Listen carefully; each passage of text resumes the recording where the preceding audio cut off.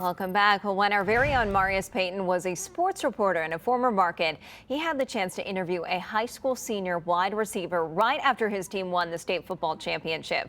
Now, many years later, Marius had the opportunity to interview that person once again. That person is now Dr. Kevin Dyson, and instead of football, he now excels at academics. Dr. Dyson. Yeah, it sounds weird, doesn't it? Yes, it does.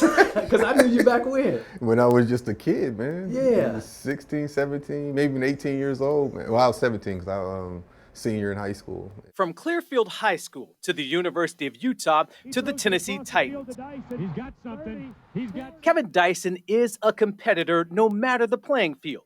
His focus has switched from football to academics as the new principal at Centennial High School. We knew what drove you on the football field. What drives you as a principal? I want to be the best at whatever I'm doing. And it just happens to be a school administration now.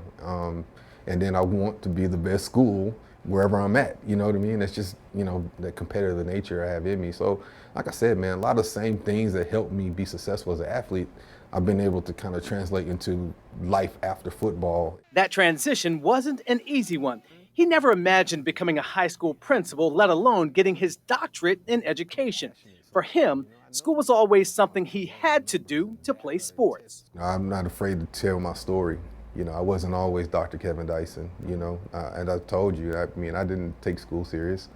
And yet Dr. Dyson has done two things that only about 1% of the population has ever done: be a first-round NFL draft pick and collect 2 master's degrees as well as a doctorate.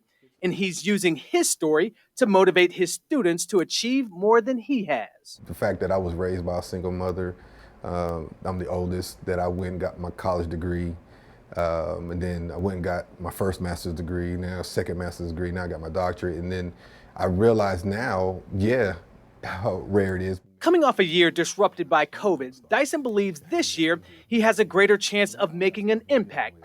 That's because of what he learned about himself. Even this past 2 years with the pandemic, I had to learn a whole nother way of educating, a whole nother way of leading.